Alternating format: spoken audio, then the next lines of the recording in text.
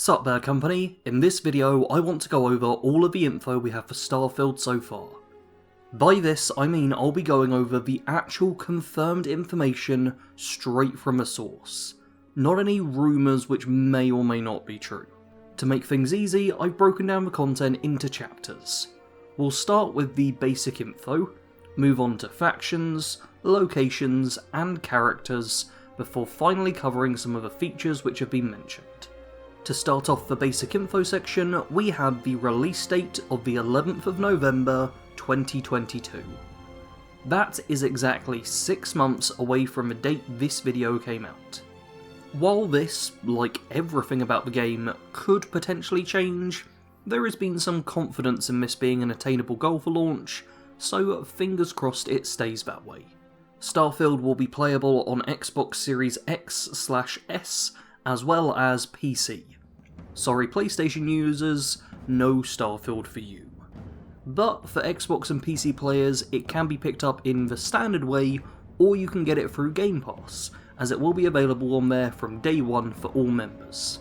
As for a very small synopsis of what the game actually is, Starfield is a sci-fi RPG set in the year 2330 and built in the new Creation Engine 2. We've yet to see any gameplay, but as Bethesda's first new IP in over 25 years, there's a lot of anticipation building up for this new genre they're taking on. As for the factions within the game, there are 6 that have been revealed so far. The United Colonies are the most powerful established military and political faction in the game. They're described as being the future Space Republic idealised. While they may be the big dog on campus, they aren't the only major player in the stars, as they share an uneasy peace with the Freestar Collective. This faction is proclaimed as being the space western fantasy, people out there on the frontier. They are also a loose confederation of 3 distinct star systems, which could make them a fair sight less regimented than the more official United Colonies. If you're looking to become a space cowboy, then I'd imagine the Freestar Collective would be your first stop. In terms of some of the slightly smaller factions, we start with Rugin Industries, a megacorp to whom you as the player can get hired. The term NASA punk got thrown around a bit internally while Starfield was being worked on, but Rugin Industries looks like it could be the closest to a cyberpunk style faction. One of the bad guy factions is the Crimson Fleet, a group of space pirates who you can join and help, or betray, by turning in the intel on them to the authorities and playing as some kind of space cop.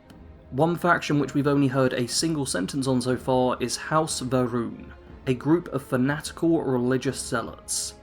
That's literally all we know about them so far, but that name and description has already got me intrigued and wanting to know more. Finally, for factions, we have Constellation. These are the space explorers who start the game with. Most of the trailer footage we've seen so far appears to be focused on Constellation, but just how major of a player they will be in the story remains to be seen. The factions we mentioned will all have their own areas which they can treat as friendly territory, and so far we've had 3 of them revealed to us. First is New Atlantis, the United Colonies' capital city. It's described as a melting pot, and I think it's reasonable to assume this will be one of the largest cities in-game, appearing in the concept art to have a real scale to it. A less standardised city is Neon, a pleasure city built on a giant fishing platform. While initially just a place to catch fish, when a psychotropic drug called Aurora was discovered to be produced by the fish, the business plan changed, and it is now the only place where it's legal to sell the drug to others. Finally, we have Aquila City. This is the capital of the Freestar Collective. Described as a city of personal freedom and individuality, this reflects well on the faction, and contrasts nicely to the more regimented and uniform nature of the United Colonies and New Atlantis. Aquila City has walls surrounding it, protecting it from an alien predator called the Oshtar, some kind of a mix between a wolf and a velociraptor. We've not seen what these look like yet, but here's my own artist's impression. There is actually one additional point I'd like to go over here, and that is concept art. There's a few reasons for this. First is, look at it. It's beautiful. Why wouldn't I want to show off the pretty pictures? But secondly, and somewhat more importantly, is that it gives us an idea of the range of biomes that Bethesda are wanting to put into the game. We can't be certain how many of these will actually be in the game, and concept art isn't really relative to how graphically impressive or poor things will look. What we do see though are locations ranging from glacial plains, sprawling jungles, and crystal caverns.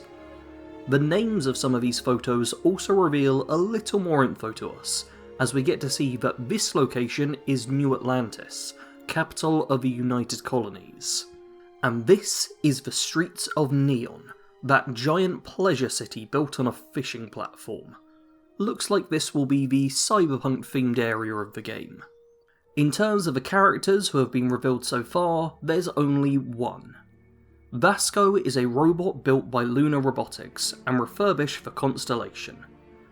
His primary role is peaceful, but he does have defensive capabilities, should the need arise.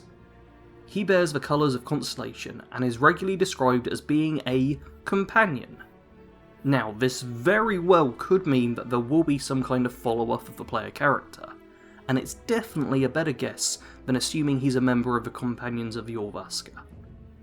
In terms of features within the game that have been revealed so far, we have a few ones worth mentioning.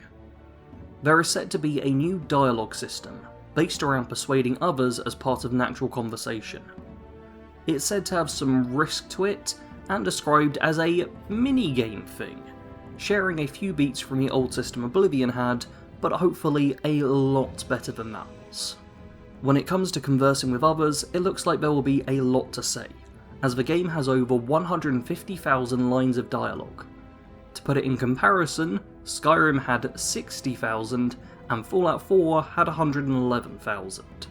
Finally, the phrase hardcore RPG elements has been thrown around a little, and Todd Howard himself has made mention of things like background and traits for the player character. While we are yet to see any of the details of this, it's a promising thing to hear for people such as myself who are big into the character building side of things. And that is everything we know about Starfield so far. While I'm sure there will be no end to the rumours for the following 6 months, Bethesda are providing a healthy amount of information on the game, and with the Xbox and Bethesda Game Showcase being just over a month away, June 12th, there's hope that it won't be too long to wait before we get to see something more substantial for this upcoming game. Maybe even a little bit of gameplay. As we get closer to launch, I'll be steadily ramping up how many Starfield videos I make, so do subscribe for more like this in the future. As always, thanks for watching. Sarge out.